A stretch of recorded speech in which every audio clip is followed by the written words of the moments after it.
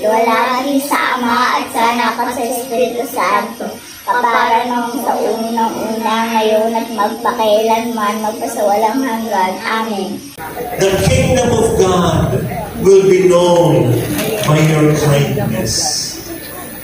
Ang hirap mag-evangelize, magdala ng mga tao palapit sa Panginoon. Kung! Tingnan niyo ako. Kung! Sabihin niyo, kung! Ang susungit natin. Malugod po namin kayong inaanyayahan na dumalo at makiisa sa gaganaping Parish Advent Recollection ng Parokya ni San Jose Manggagawa. Ito ay gaganapin sa ika-30 ng Nobyembre taong 2024 sa ganap na ika-10 ng umaga hanggang ika-12 ng tanghali, araw ng Sabado. Si Brother Aaron Gogna ay national and international lay preacher, may akda ng bestseller ng mga aklat at regional head of the Light of Jesus Family. Ang pangalan ko po, kung napansin nyo, ay hindi Pilipino. Arun. Arun is an Indian name. Ang ibig sabihin, araw. Meron po akong Indian name kasi po ang tatay ko'y Indian. Yung nakamotor. Ano 5'6"? Tama, ang tatay ko'y Bombay, pero ang nanay ko'y Filipina. Ang nanay ko ko'y Waray. Kaya ako'y Bombay na Waray. Gusto natin mag-evangelize, di ba? Gusto natin dalhin ang mga tao palapit sa Panginoon. Ito po ang kailangan nating gawin. Tingnan niyo itong screen, ha? The kingdom of God will be known by your kindness. Ang hirap mag-evangelize, magdala ng mga tao palapit sa Panginoon. Kung! Tingnan niyo ako. Kung! Sabihin niyo, kung! Ang susungit natin. Tama o tama? Diba? Gusto natin sana sa parokya namin, maraming kabataan ang pumunta para mapalapit sa Panginoon. Pero nung nagmimisa, maingay sila, pinapagalitan mo. Hinihingi niyo. Hindi na atin yan. Alis na lang sila. Bakit? Because we are not kind. Let's do an experiment. Tingnan niyo mga katabi niyo at sabihin mo sa kanya, God loves you. God loves you. Tingnan niyo yung reaction, ha? Nakakita niyo yung reaction ng mga tao? Di ba? Okay. Ito naman ngayon. Tingnan mo siya. Yung katabi mo, sabihin mo sa kanya, I love you. I love you.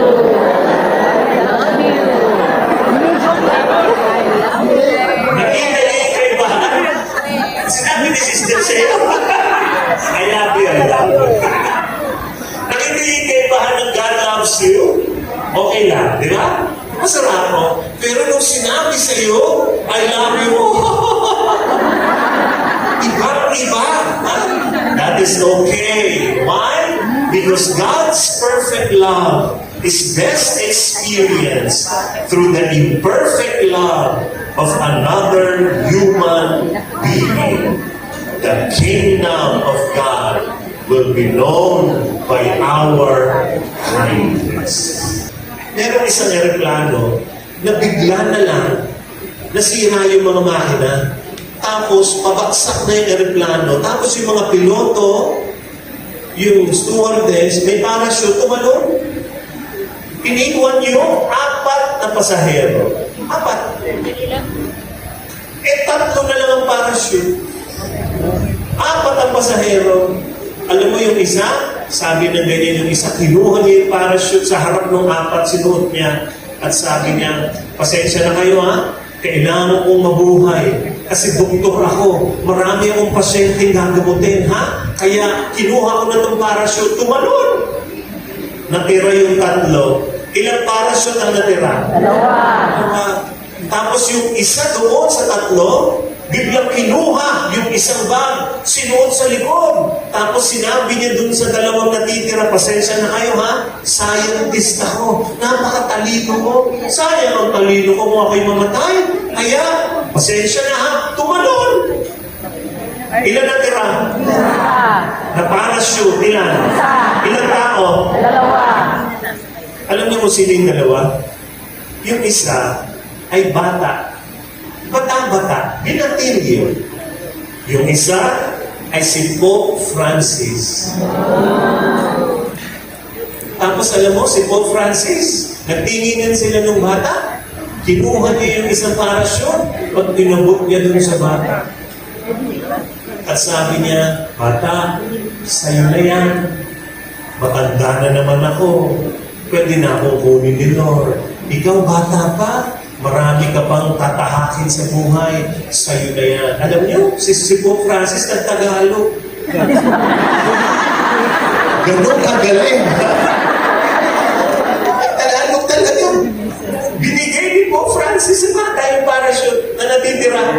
Tapos alam niyo, sabi ng bata, ay, Pope Francis, huwag kayong mag-alala.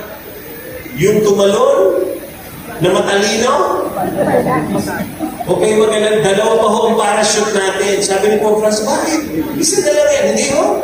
Yung tumalon na matalino, tali-talino, di ba? Ang kinuha po niya, hindi parachute. Yung backpack ko.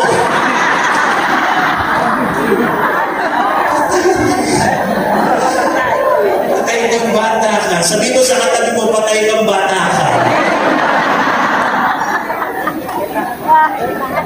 Anong lesson sa kwento? The Pope won because he was kind. The rocket scientist, itong matalino ito, he lost because he was not kind. Listen to me. Kind people at the end of the day will always win. Kaya tingnan mo ang katabi mo, mukha bang mabait?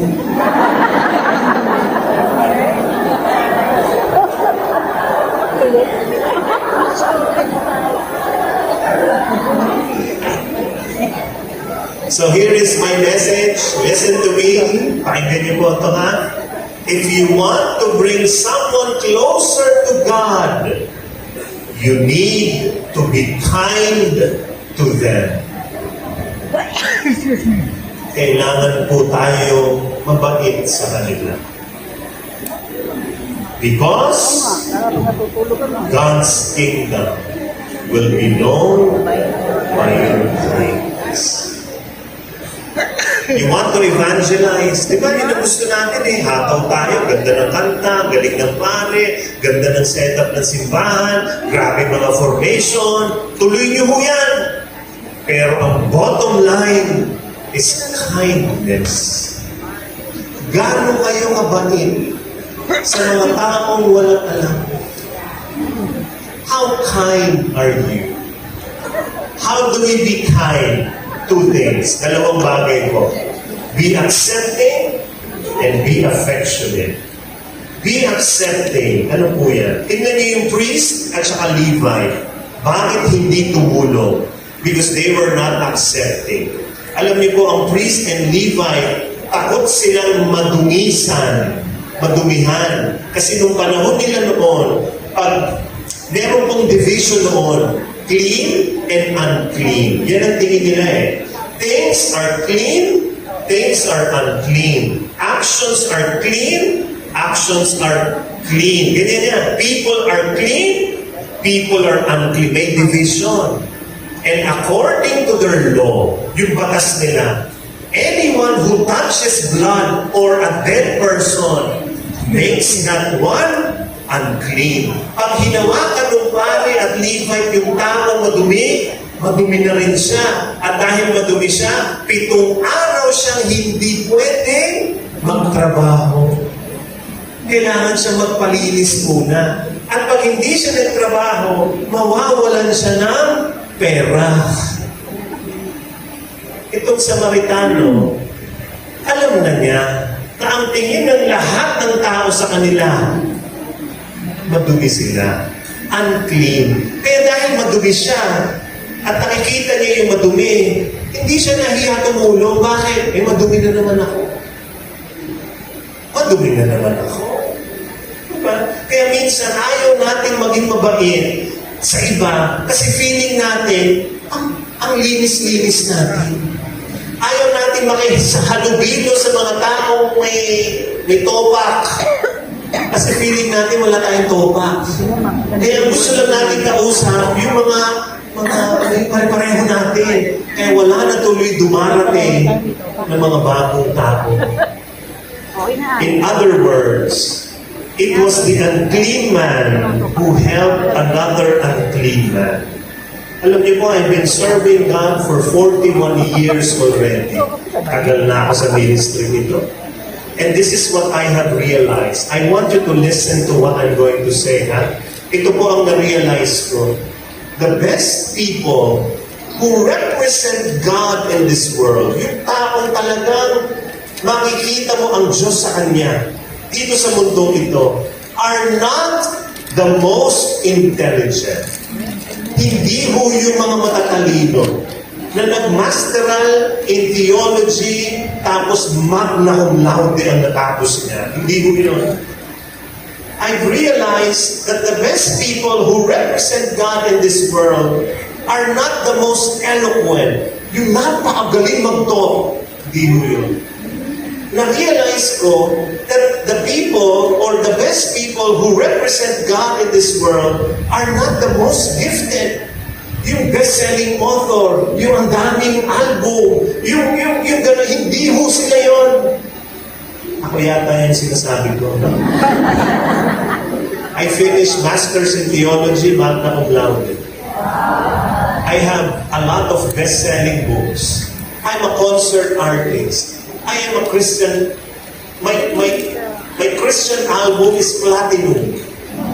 Ang dami ko na akong ginawa. I am very, very gifted. If you see my community, so big. Grabe. Viral na viral ako sa lahat ng mga videos. Napapanood niyo ba ako? Pero this is what I've learned. The best people who represent God in this world are not the most intelligent, not the most eloquent, not the most gifted. The best representatives of God are the kindest and most humble people.